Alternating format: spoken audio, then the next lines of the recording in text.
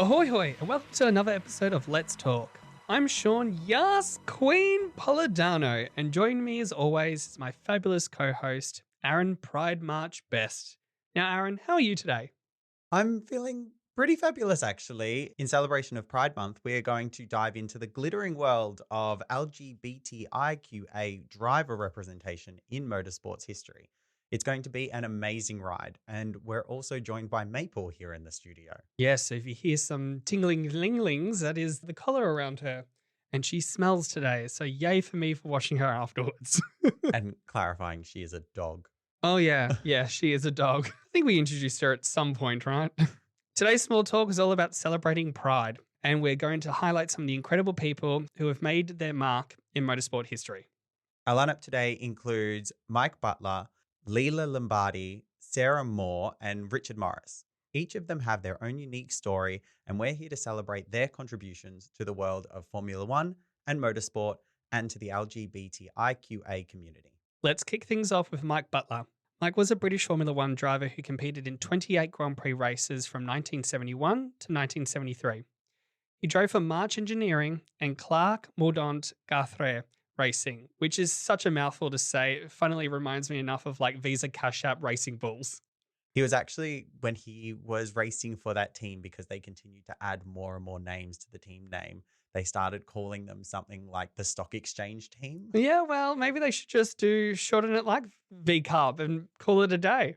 He was a trailblazer in many ways. He never officially came out during his racing career, but it was widely acknowledged he was the only openly gay male driver in motorsports history.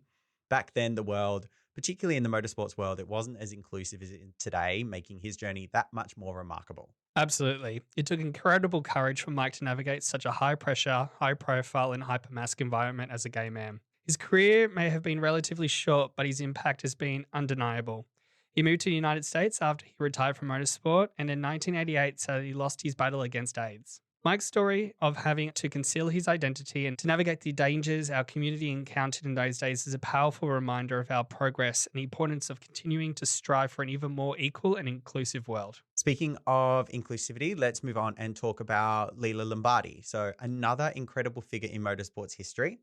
In fact, Lella is the only woman to have ever scored a point in Formula One. She achieved that in the 1975 Spanish Grand Prix, but there's more to her story than just being the first woman to score a point. Leela was known for being a private person, especially regarding her personal life. However, it is well documented that she had a long-term relationship with a woman named Fiorenza, which, by the way, is a fantastic name. In a time when being openly gay was challenging, to also contend with the challenges of being a woman competing against men in sport, Leela's story is both inspirational and poignant. Her achievements on track were phenomenal, and her life off the track exemplifies quiet strength and resilience. She broke barriers not just as a woman in a male-dominated sport, but also as someone who loved who she loved, regardless of societal expectations. Exactly.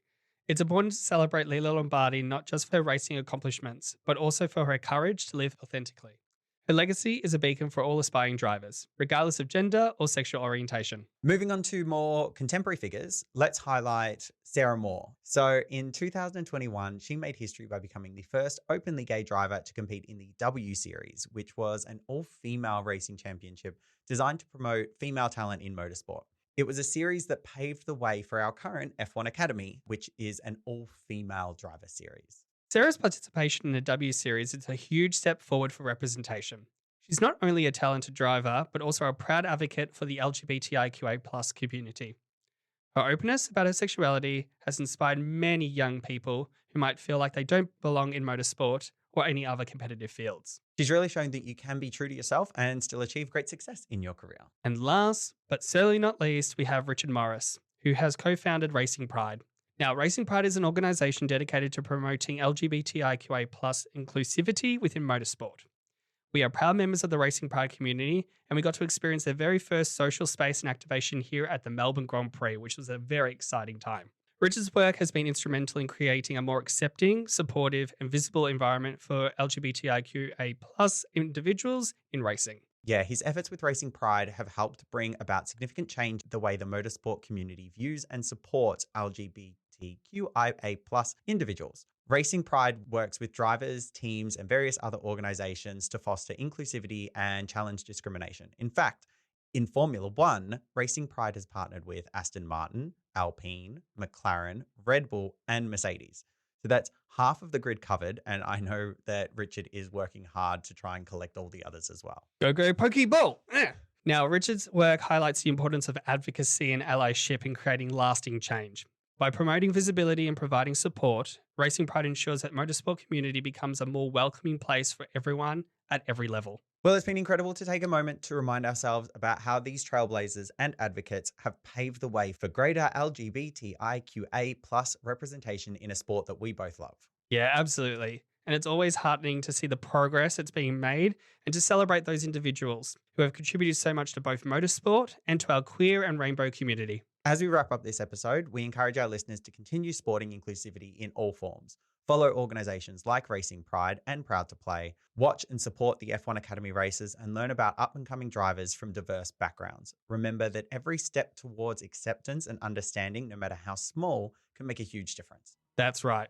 But now, don't forget to subscribe to Let's Talk wherever you get your favorite podcasts. Follow us on social media, Let's Talk Show, to stay up to date with all the latest episodes and behind-the-scenes content. We love hearing from listeners, so be sure to reach out with your thoughts and suggestions for future Small Talk episodes. Your support means a whole lot to us. Yeah, well, that's it from us today. Thanks for tuning in. Keep that rainbow flag flying high, and we'll catch you next time on Let's Talk.